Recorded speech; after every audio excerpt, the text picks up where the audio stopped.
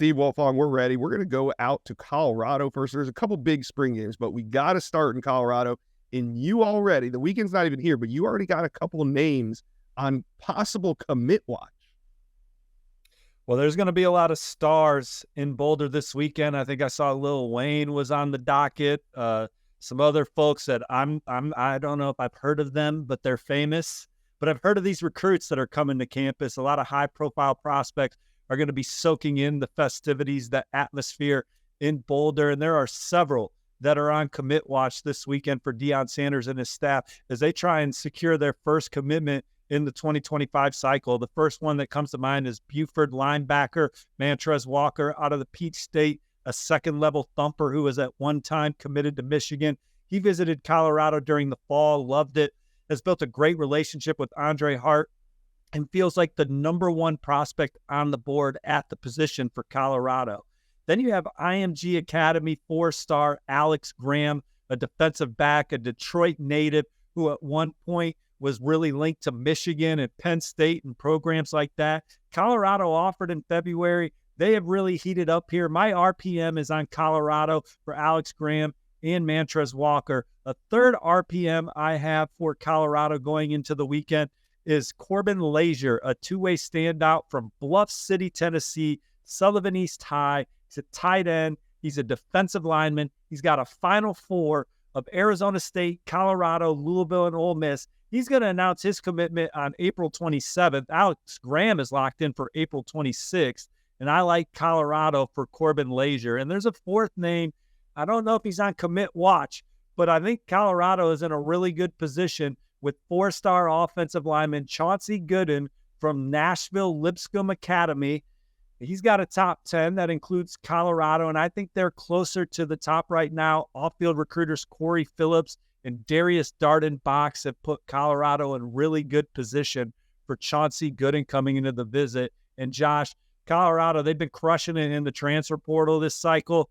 Colton Hood, he was slated to start for Auburn this year on the Plains. He will not be playing his college football there. He is in the portal. He's visiting Colorado this week, and I'm hearing the Buffaloes are the team to beat for Colton Hood as well.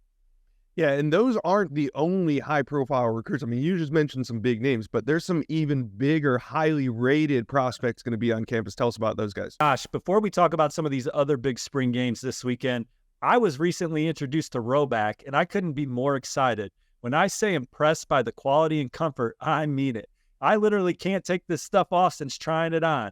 For starters, the Roback polos are my favorite polos. They not only have fun designs for every occasion and season, but they fit perfectly and easily transition throughout the day.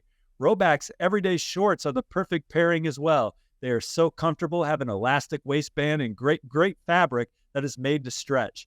Finally, the Roback hoodie is by far my favorite piece of clothing I own. It's so comfortable. I wear this to start my day, end my day, and everything in between.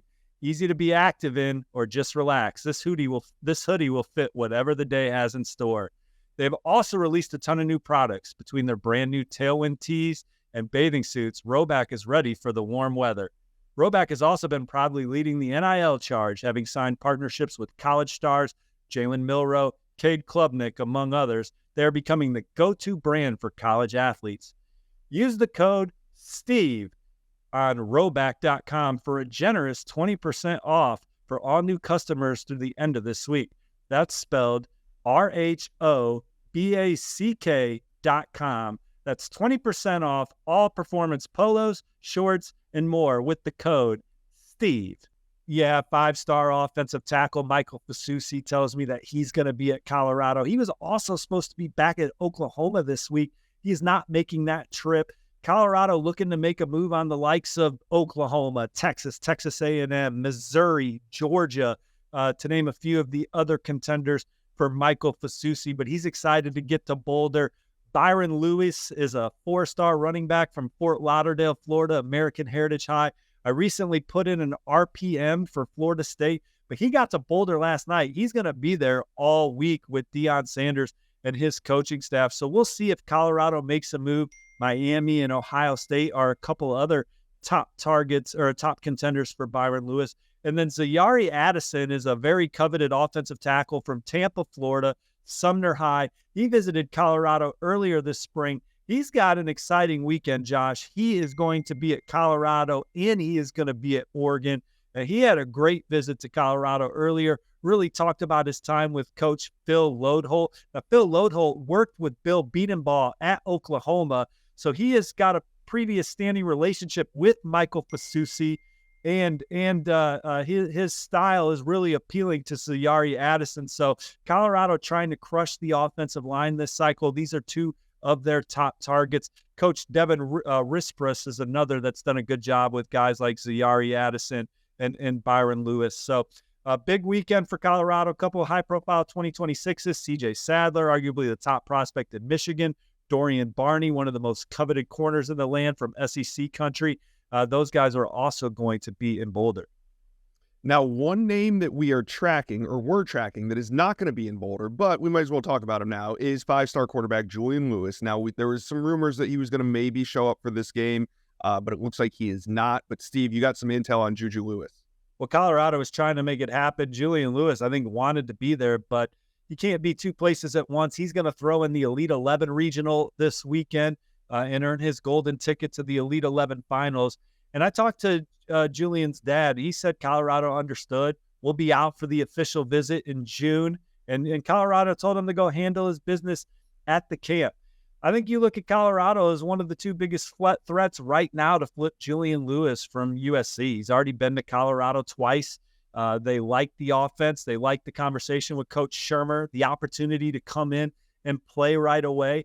But anytime Colorado has one of their players go in the portal, Julian's dad, TC, told me that they've been getting some negative recruitment right away. Every time someone's in the portal, he says we get spammed with, there's another one, there's another one. But TC said, I think people don't understand the amount of pressure that Coach Prime is under this year. It's his last ride with Shador, Travis Hunter, Shiloh. The motivation is to add to the roster with guys that immediately help.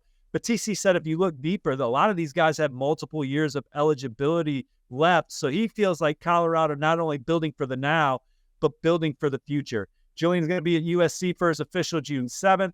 Auburn's locked in for June 14th. We still view them as the biggest threat to flip him from USC. Colorado's set for June 21. They're definitely in the middle of it. And then you got Alabama in play as well, and we'll see what happens with the Crimson Tide moving forward. Yeah, hey, if you're getting negative recruited against, you know you're a threat. So Colorado fans, you got to feel happy about that. I mean, hearing that other big-time programs feel threatened about where you stand with Juju Lewis, it's a good sign.